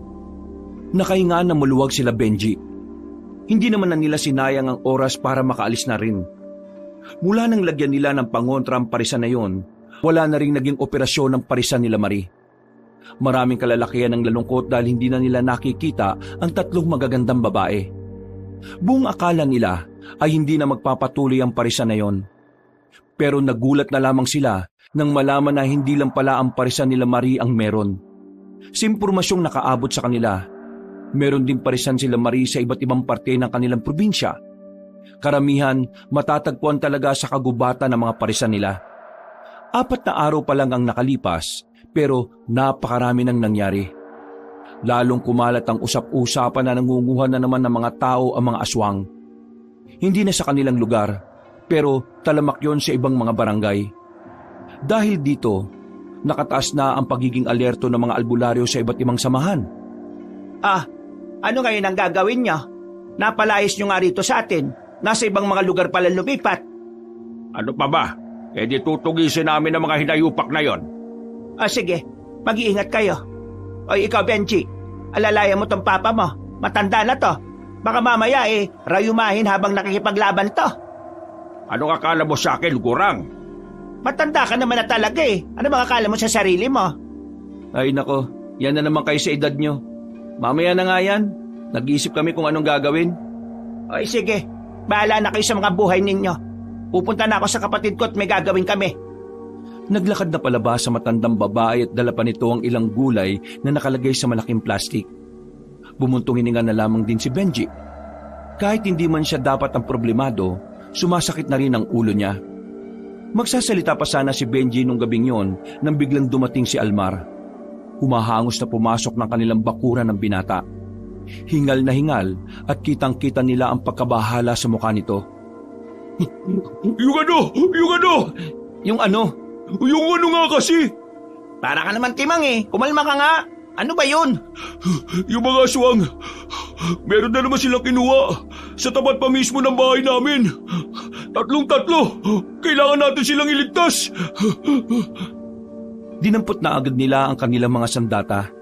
Mabilis silang tumakbo patungo sa harapan ng bahay nila Almar. Sinuri na muna ni Mang Lanorio ang paligid. Nakita niya ang laway ng mga aswang na nasa sahig. Dahil dito, nalaman ni Mang Lanorio na mga tiktik ang mga nangunguha ng mga tao. Madali lang malaman kung saan pumunta ang mga tiktik na yon. Samahan niyo ako. May inilabas na kung anong botelya matanda. Yun ang ginamit ni Mang Lanorio para alamin kung saan dumaan ang mga tiktik. Sa kakalakad nila ay nakapasok na rin sila sa masukal na kagubatan. Hindi sila nakapagdala ng kahit na anong ilaw kaya hirap sila sa kanilang dinaraanan. Ilang beses na silang sumasabit sa mga nakaharang na sanga pero hindi nila yun iniinda. Pa, sigurado ka bang dito sila dumaan? Parang shhh, Huwag ka maingay.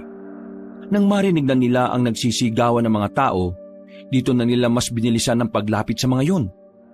naabutan nila ang 4 na aswang na pilit kinakaladkad ng 3 tao. Nagulat ang mga aswang at napatigil sa kanilang ginagawa. Paisasahog na naman sana kayo sa parisan ninyo, ano? Pwes, nandito ako para pigilan kayo. Pa, kasama mo kami. Nandito pala kami. Hindi tumugon sa kanila ang 3 aswang. Binitiwan ng mga yon ng 3 tao. Kung maliwanag lang, makikita nila ang nalilisik na mga mata ng mga ito. Pero tanging ang mabangis lang na pag-angil ng mga ito ang malinaw para kina Benji. Hindi nagtagal, lumusob ang mga yon. Naging 1 versus 1 ang kanilang labanan. Sa unang sagupaan, napangiti si Mang Lanorio dahil nakikita niyang nagagamit ng 3 binata ang mga naituro nila. Kaya naman, naging kampante na rin ang matandang si Lanorio na kakayanin nila Benji ang mga aswang. Akala nyo hindi kami handa, ah? Yun ang akala nyo. Walang yung mukha yan. Kahit madilim, alam mong pangit eh. Akala mo, pinaglisa sa mga ng loob. Nang muling umatake ang mga aswang ay nagawa nilang makadepensa. Hindi makatama ang mga nilalang. Organisado ang galaw ng 3. Kalkulado rin nila ang paglapit ng mga yon. At kahit na may kadiliman, malakas din naman ang kanilang pakiramdam. Tinamaan ni Benji ang isang aswang sa leeg. Tagas agad ang dugo mula rito.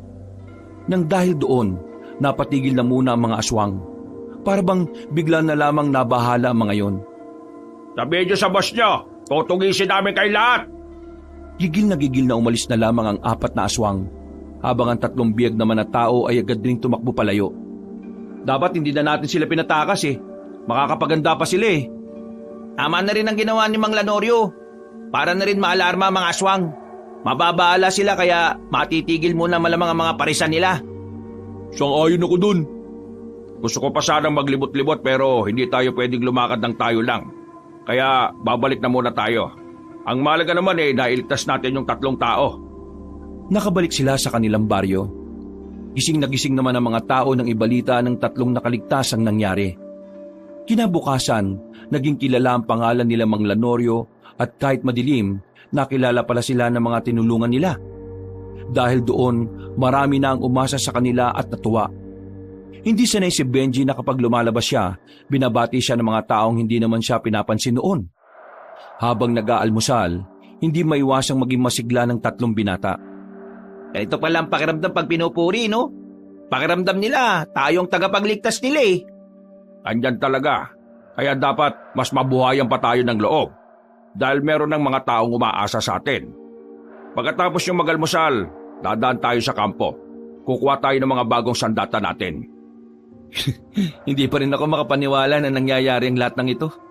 Sa pagkakaalala ko, basketball lang ang alam nating gawin noon eh. Mas ayos nga itong ganito. At least, naiba naman ang trip natin. Sabi nga sa akin ni Mama, nagkaroon na rin daw ako ng silbi. Masaya ako dahil sa mga sinasabi ninyo. Pero mas magiging masaya ako kung walang mangyayaring masama sa inyo sa laban na ito, ha? Huwag lang kayong papadala sa emosyon. Siguradong walang mauuna sa langit. Nagtawanan na lamang sila ng mga sandaling yon. Pagkatapos, nagtungo na rin sila sa kanilang kampo. Kumuha sila ng mga bagong itak na mas mahahaba at mas matatalim. Kung ano-ano ring pinagdadampot ng 3 binata at pinaglalalagay sa kanilang bag. Handang-handa na rin ang mga kasama nila noong mga oras na yon. Kaya pagsapit ng gabi, nahati ang kanilang grupo. Ang iba ay nagtungo sa mga kalapit na lugar para magbantay. Habang sila Benji naman ay nanatili sa kanilang lugar. 8:00 pa lang naman ng gabi, naisipan na muna ni Benji at Alan na lumabas. Marami-rami pa namang tao sa daan, kaya kahit na papaano, kampante silang walang aswang na darating. Kakaiba mga tao ngayon no? Porque alam nilang narito tayo. Malakas na ang loob nilang lumabas-labas ng bahay. Kasi nga, umaasa sila sa atin. Kung sa bagay, tayo ang pinag-uugutan nila ng tapang. Wala na bang balak umuwi ang pamilya mo? Bakit? Ayaw mo na ba ako nasa inyo? Baliw, wala naman akong sinasabing ganun. Kahit inuubos mo lagi yung hotdog dun, ayos lang naman sa akin yan eh. Curious lang ako bakit di sila nauwi. Ewan, baka may bago na silang bahay sa Maynila. Malapit na sila sa kanilang patutunguhan nang bigla nilang nakita si Marie sa gilid. Nakatayo ito na parang walang nangyari. Kasama nito si Luna. Agad silang tiningnan ni Luna pero yumuko lang si Benji. Uy, namiss namin kayo. Pasensya na't di na kami nakapagtinda. May nangyari lang kasi sa parisan eh. May mga nakapasok na naman kasi. Saan na kayo? Eto, ayos lang naman. Anong pinagkakabalan niyo bukod sa humawak ng bola? Pinagkakaabalahan? Eh di, humawak ng sandata. Patingin nga ng sandata kung malaki. Ha? Sandaling tumingin si Benji sa babae. Patid niyang inaakit lamang siya nito kaya natawa na lang siya. Hindi na kasi siya madadala sa pagiging malambing at pagiging wild ng mga babaeng yon. Nakatatak na sa kanyang isipan na aswang ang magkakapatid. Benji, meron lang sana akong gustong ipakiusap. Ano yun? Huwag na kayong makialam. Makialam saan? Alam mo kung anong sinasabi ko. Meron din akong gustong ipakiusap. Ano yon? Tigilan nyo ng ginagawa nyo kasi mamamatay lang kayo. Sumilay ang nakakalokong ngiti sa mukha ng dalaga. Pati na rin ang babaeng si Luna ay nakangiti na rin. Pagtingin ni Benji kay Alan, nakatulala na lang ito. Parang wala na naman ito sa sarili. Napagtanto ni Benji na nasa ilalim na ng hipnotismo ang lalaki. Anong ginawa mo sa kanya? Si Luna ang biyasa pagdating sa paggamit ng hipnotismo sa aming tatlo. Good luck na lang sa kaibigan mo kung makabalik pa siya sa dati. Dahil mula ngayon, tauhan na namin siya. Uy! Alan! Naalarma na si Benji noong mga sandaling nakita niyang tila wala na sa sarili ang kaibigan niya. Lumapit ito kay Luna, pero nagulat na lamang sila nang biglang sakalin ni Alan si Luna. Ano ang akala mo sa akin, tanga? Hindi mo na magagawa sa akin ang ginawa mo noon, no?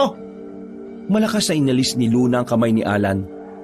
Napatras ang dalawang babae, habang si Alan naman ay patawa-tawa na lamang. Paano nangyaring nakawala ka kagad sa hipnotismo ni Luna? Nakawala? Bakit naman ako makakawala? Eh hindi naman niya ako nahuli una pa lang. Feeling cool na naman to.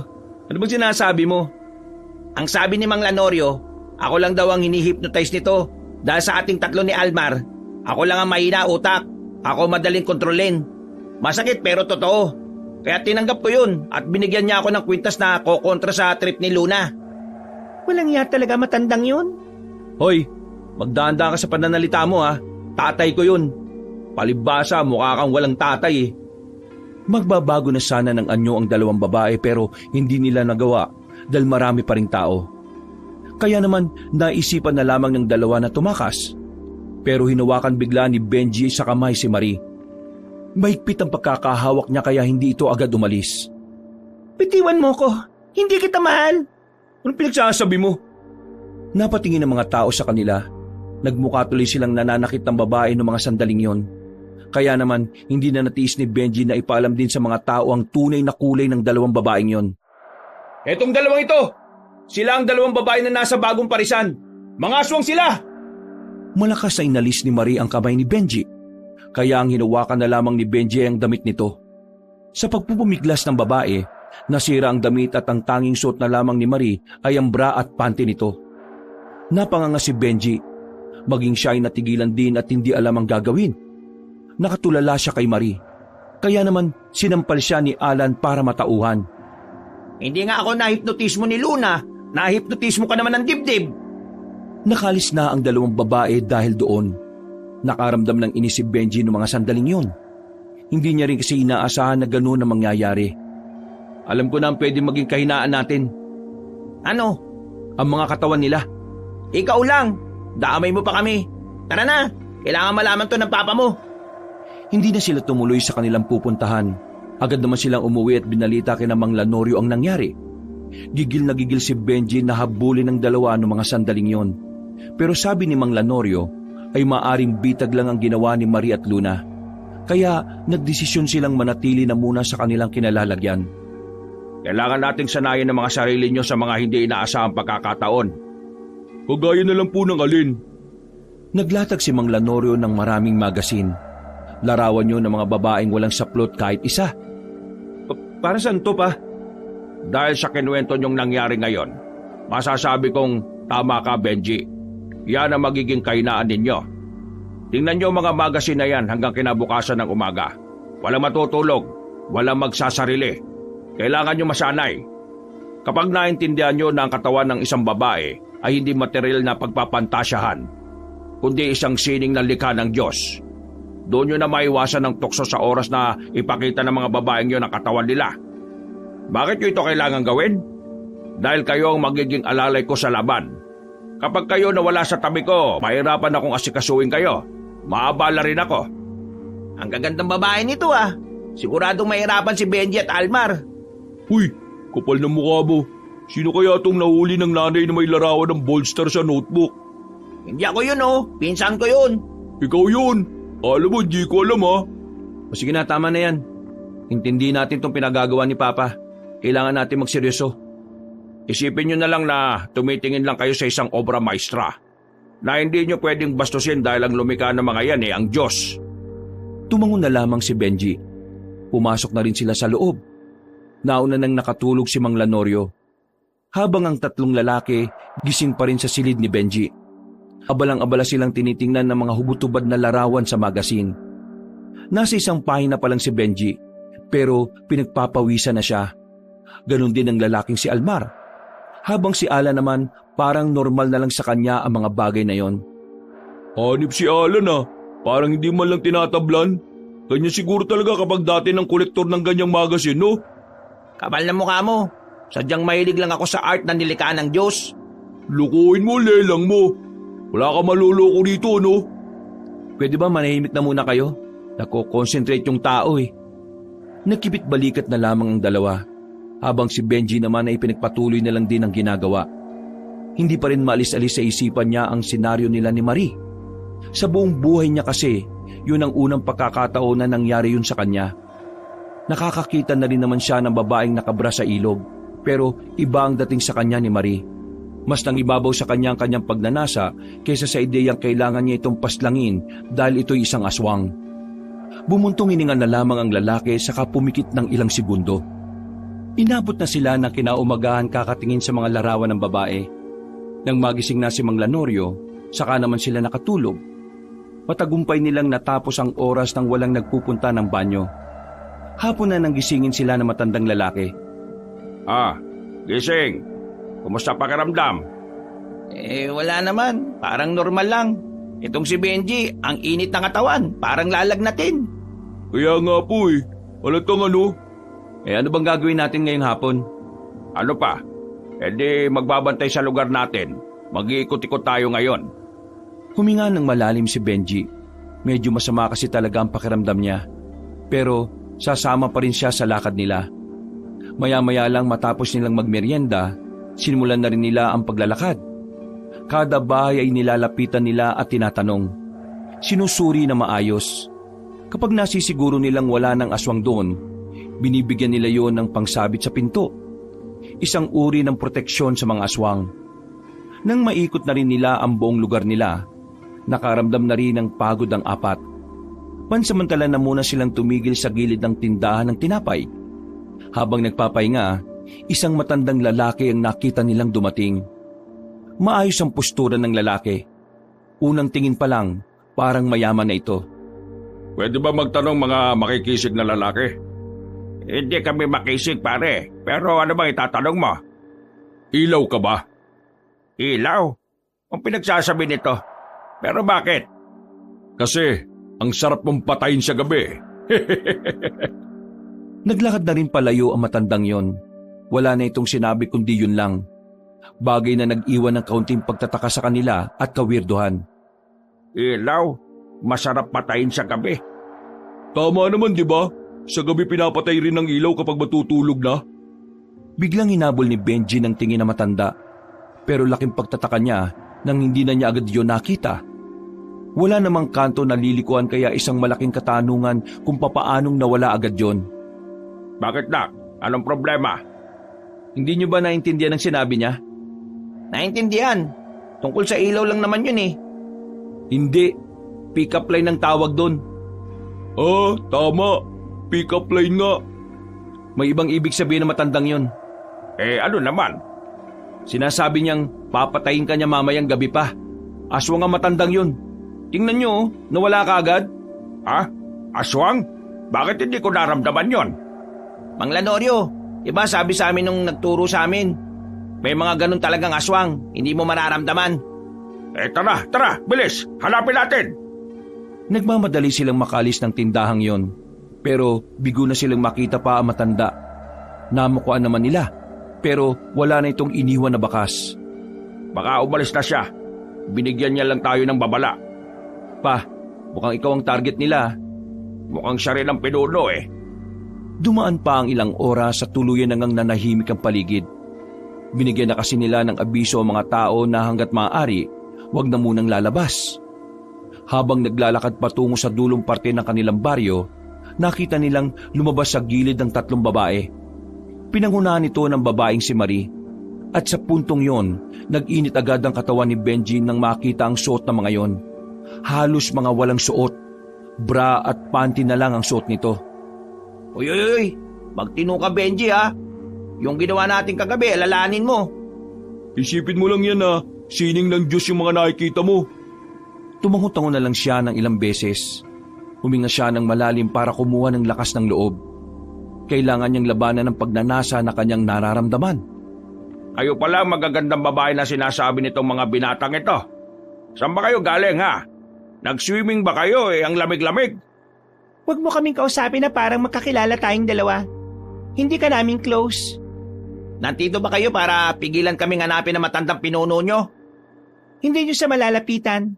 Bago nyo magawa yon, kailangan nyo muna kaming harapin. Kami ang makakalaban ninyo. Pwede ba magdamit kayo? Hindi ba kayo nilalamig?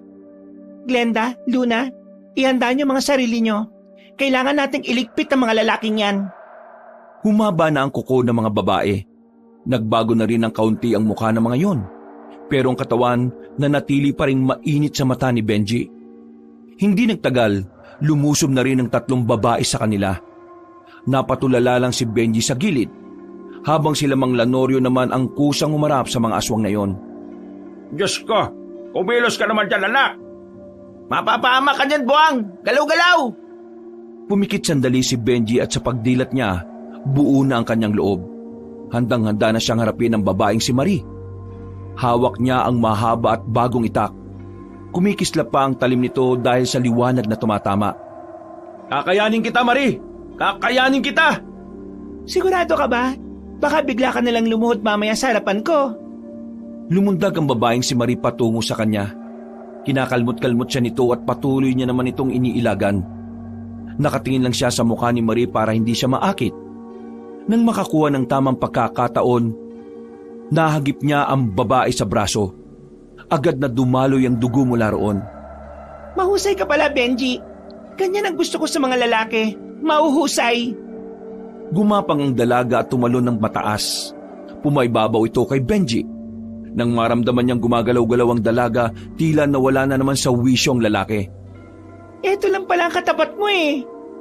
Akmang kakalmutin na ito ni Marie pero biglang nakalapit si Mang Lanorio. Sinipa niya ng malakas ang dalaga kaya tumalsik ito. Hinila naman agad ng matandang lalaki ang kanyang anak. Anak, kailangan mo na matinding focus. Kung hindi, ikaw ang matatalo niyan. Tumango na lamang si Benji. Huminga siya ulit ng malalim. At hindi na niya hinintay pang lumapit sa kanya ang babae. Dali-dali na niyang inatake si Marie. Makilang ulit na niyang hinagupit yun. Nagulat ang dalaga dahil tila mas lalong gumaling na ang lalaking si Benji. Nang makakuha pa ng tiyempo, tinaga ni Benji ang babae at tinamaan naman yun sa balikat. Noong mga sandaling yun, pakiramdam ni Benji ay matatalo na niya ang babae. Pero nagkamali pala siya ng hinala.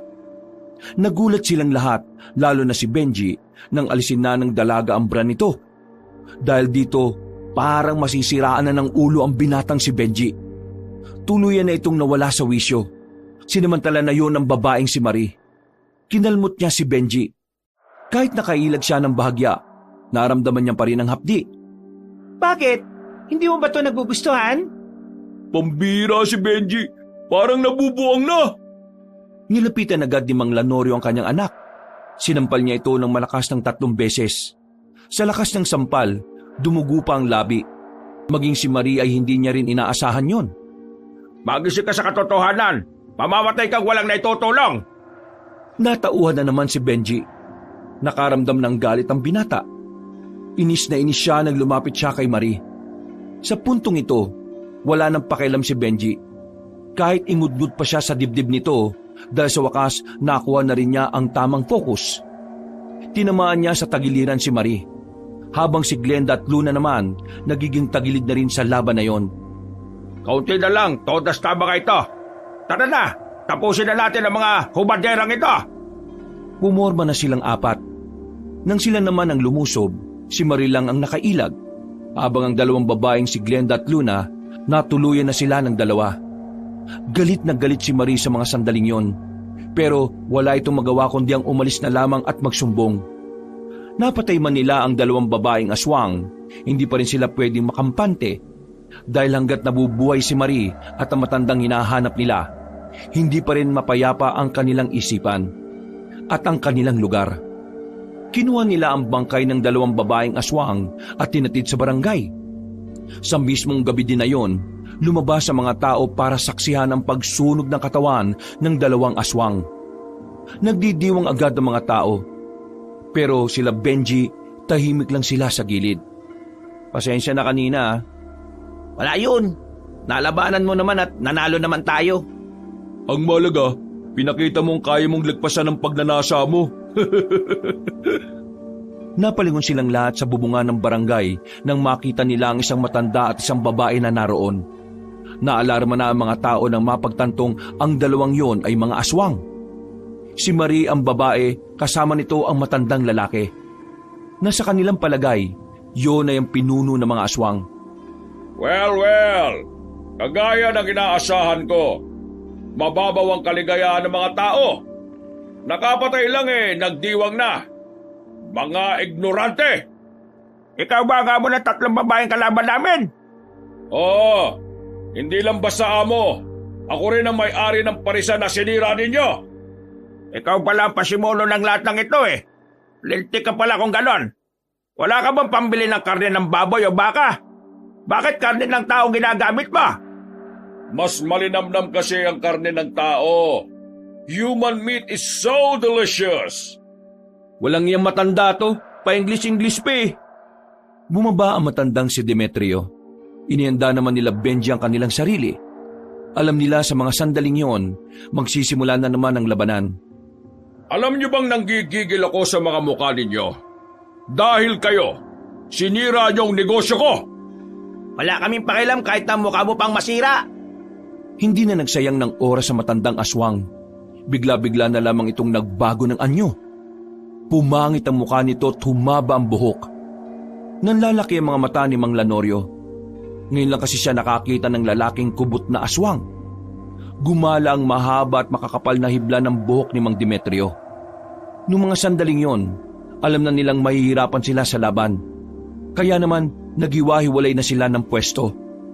Pinalibutan nila ang aswang na si Demetrio. Sabay-sabay silang umatake pero hinawi lang sila ng malakas ng buhok nito. Bakit ba nga ba ng buhok ng siraulong yan? Kubot yan. Isang uri ng aswang na humahaba ang buhok. Pero hindi ko alam kung bakit may lalaking kubot. Kadalasan, babae lang kasi.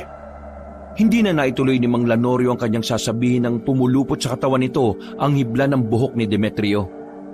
Inangat siya ni Demetrio at inilapit at pinagsasampal ni Demetrio si Mang Lanorio ng maraming beses. Walang iya ka.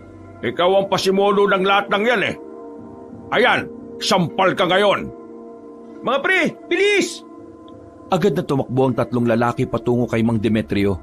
At sa pagkakataong yon, nagawa na nilang patamaan ang matandang aswang. Tinaga nilang 3 si Mang Demetrio sa katawan. Dahil dito ay nabitiwan nito si Mang Lanorio. Hindi pa sila nakontento. Sinuntok pa ni Mang Lanorio ang aswang ng ilang beses para makaganti. Pagkatapos ay agad na rin silang lumayo dahil nagbabadya na naman ito ng pag-atake. Siraulong aswang yan Ang sakit ng sampal. Sabi mo sa amin, ano kainaan ng mga kubot? Sa dibdib. Sa dibdib natin siya kailangang birahin. Hindi pa sila tapos mag-usap ay agad nang gumala ang buhok ng kanilang kalaban. Nagtakbuhan na muna sila para hindi sila mapuluputan. Nang makarating na sila sa gilid ng mga kabahayan, pansamantala silang nakapagpahinga. Nakita nila ang buhok na parang may sariling isip na umaharap sa kanila. Kapag nagkaroon tayo ng pagkakataon, putulin natin ang buhok Mababaliw yan kapag naputol ang buhok niya dahil mahalaga yun sa mga kubot. Kakatingin nila sa labas, hindi na nila nabantayan na nasa likuran na pala nila ang buhok. Hinila si Alan palabas at si Almar. Samantalang nakailag naman si Mang Lanorio at si Benji. Hindi nyo na ako matatakasan! Papalagpasan na sila nang biglang mablot na rin ang kanilang paa. Pare-pareho na silang bihag ni Demetrio sa mga sandaling yon. Mari, halika! Di ba galit ka sa kanila? Ikaw ang tumapos sa kanila. Pero bago yon, bigyan na muna natin sila ng pagkakataon para makapagpaalam sa mundong ito. Sinabi ko naman sa inyong wala kayong panama sa pinuno namin, di ba? Ngayon, sisihin nyo na lang ang mga sarili nyo dahil mamamatay kayong walang magagawa. Marie, itigil nyo na to! Bakit naman namin gagawin yon? Nagninegosyo lang kami. Pwede naman kayo magnegosyo nang hindi dinadamay ang mga tao eh. Mali ang ginagawa nyo. Kaya nakikiusap ako sa inyong itigil nyo na to. Bigla ka yatang bumait ngayon, Benji. Nasaan na ang tapang mo kanina? Pre, wala kang mapapala sa pakikipag-usap dyan. Sira ulo ng mga yan. Ikaw, matandang aswang, anong pangalan mo? Kanino ko pa hinihintay na tanungin niyo ang pangalan ko? Sa wakas, may pagkakataon na rin ako magpakilala na maayos. Ako nga pala si Demetrio Loresca, ang pinakamayamang aswang sa balat ng lupa. Pero dahil sa mga kutong lupa na kagaya nyo, nabawasan ang yaman ko. Kaya naman, Marie, paslangin mo na mga yan bago pa ako mailis. Masusunod, mahal na pinuno. Sandali lang. May gusto lang ako sabihin. Aba, mukhang mamamaalam ka na. Sige, magsalita ka. Meron kang 10 segundo. Nagkakamali kayo ng akala na ito na ang katapusan namin. Alam niyo bang meron akong misis na hindi nga manunugis pero dati namang Amazona nung kabataan niya pa? Si Mama? Amazona? Manahimik na kayo. Hindi na ako natutuwa sa inyo. Tatagay na sana ni Marie si Mang Lanorio nang biglang may tumarak na palaso sa leeg ng dalaga. Nang makita nila si Aling Oryang sa gilid, may hawak-hawak na yung pana. Hindi pa nakontento matandang babae. Tinira pa nito ulit ng isang palaso ang babaeng si Marie. At sa pagkakataong yun naman, tinamaan na ang dalaga sa ulo. Dahilan para tuluyan na nga itong bumagsak. Sinunod naman ni Aling Oryang na pukuli ng palaso ang matandang si Demetrio. Tinamaan ang matandang aswang sa bandang balikat kaya nabitiwan nito ang mga bihag. Mambihirang mga siraulo ito. May hinang nila lang. Hindi nyo ba kaya ang isang yan? Matanda na yan. Mabuti na lang at dumating ka. Kung hindi, baka wala na kami. Ma, Amazona ka pala? Bakit ngayon ko lang nalaman to? Bakit? Nagtanong ka ba? O siya, mamaya na ang usapan. Unahin na muna natin itong matandang aswang na ito. O ngayon, nag-reunion na kayo. Mas maganda yan para sabay-sabay ko na rin kayong mapapaslang. Muling gumalang mahahabang buhok ng aswang. Pero dahil tumaas ang kanilang moral, hindi na sila nababahala sa mga buhok na yon. Agad-agad nilang pinuputol ang mga hibla.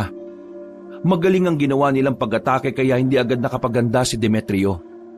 Ilag lang ng ilag ang matandang aswang. Natataranta na ito at hindi alam ang gagawin. Sa puntong yon, napagtanto ni Benji na hindi naman pala talaga malakas ang aswang na yon. Parang ang hindi rin yun sanay sa pakikipaglaban. Halatang takot nang mawala na ang mahahaba nitong buhok. Natatakot ka na ba, tanda? Bakit naman ako matatakot sa inyo? Hindi nyo nga ako matatalo, mga inutil! Tinamaan ni Aling Oryang ng palaso matandang aswang sa hita. Dahilan para mapabagal nila ang kilos nito. Sinubukan pa ni Mang Demetrio na atakihin ang 3 binata. Pero nakailag lang ang mga yon. Sa halip, tinaga ni Benji ang aswang sa bandang tiyan. Sinundan naman yon ni Alan at Almar. Nang mapalood na ang aswang sa kanilang harapan, hindi na nagsayang ng pagkakataon si Mang Lanorio. Itinarak na niya ang itak sa dibdib ni Mang Demetrio. Paghugot niya, nakuha pang tumayo ng kanilang kalaban. Hindi ako pwedeng mamatay! Paano na lang ang mga negosyo ko? Hindi pwede! Kami lang bahala sa mga negosyo mo. Gagawin namin ang lahat para lang matigil na yon. Hindi nyo pwedeng gawin yon. Hindi!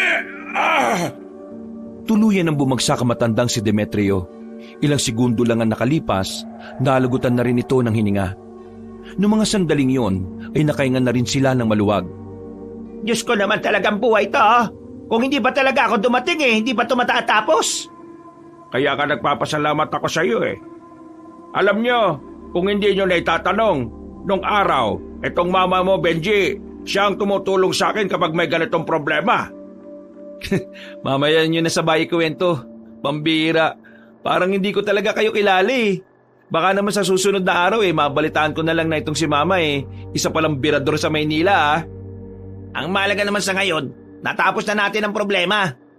Di ba may mga parisan pa sila? Anong gagawin natin doon? Kagaya ng sinabi ko kanina, iisa-isay natin ang mga yon at ipapasara. Ang ibang aswang naman na tauhan nila, hahanapin din natin. Madali na lang naman yon dahil mga pangkaraniwang aswang na lang yon. O kahit, wag na kayong sumama Ang mabuti pa umuwi na tayo. Ipapasunog na lang natin ang mga bangkay niyan sa mga tanod. Masisilang umuwi ng mga sandaling yon. Nang malaman ng mga residente ang mga nangyari, ay agad na nagdiwang ang mga iyong kinabukasan. Sikat na naman sila Benji ng mga sandaling yon. Sa katunayan, pinarangalan pa sila ng kapitan. Pero sa mga sumunod na araw, ipinagpatuloy nila ang kanilang misyon. Isa-isa nilang hinanap ang mga naiwang parisan ni Mang Demetrio. Sinira nila ang mga yon at nang maubos na nila, inisa-isa naman nilang hanapin ang mga natitirang aswang. Nagtagumpay din sila at tuluyan na nga nilang nakamit ang ninanais na katahimikan. Mula na mangyari yon, tila humina na rin ang mga parisan sa bawat lugar. Nagkaroon na kasi ng trauma ang mga tao mula nang kumalat ang tungkol sa paglalagay ng karne ng tao sa parisan. Benji, isasabo mo ba mamaya yung mga kaibigan mo? Anibersaryo ng samahan ngayon, pumunta kayo. Oo pa, pupunta kami mamaya. Siyempre, hindi na rin naman iba sa amin ang mga naroon. Kung hindi dahil sa kanila, baka mangmang kami sa pakikipaglaban. Ay, siya nga pala pa. Baka hindi na namin maituloy yung pagiging manunugis ha. Naisip kasi namin tatlo na mula bukas, maghanap na rin kami ng matinong trabaho. Ay, wala namang problema yon. Masaya ako na isip mo rin yan. Huwag ka mag-alala. Kapag may mga dapat bayaran ako nang bahala sa inyong tatlo. Maraming salamat ma, pa. Nagyakapan na lamang ang tatlo ng mga sandaling yon. Masayang masaya ang kalooban ni Benji dahil pakiramdam niya, mas lalong naging matibay ang kanilang pamilya. Wakas,